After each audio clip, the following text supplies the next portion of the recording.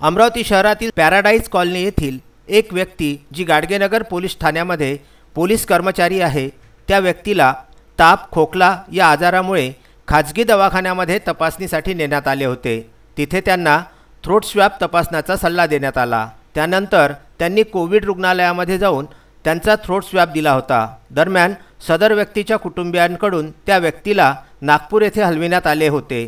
16 मे रोजी त्या व्यक्तीचा स्वॅब पॉझिटिव्ह आल्यामुळे त्यांच्या संपर्कातील व्यक्तीचा शोध व थ्रोट स्वॅब मिळवणे आदी प्रक्रिया होत आहे।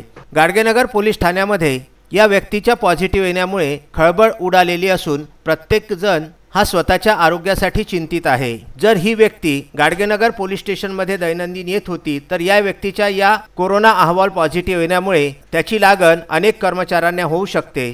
मात्र उपरोक्त पोलीस कर्मचारी हे क्राईम ब्रांचमध्ये कर्तव्यावरती होते आणि गाडगेनगर पोलीस स्टेशनचे ठाणेदार यांचे निकटवर्ती असल्यामुळे आता गाडगेनगर पोलीस ठाण्यातील प्रत्येक पोलीस कर्मचाऱ्याला असुरक्षित वाटू लागले आहे। Vidarbha news bureau, Amravati.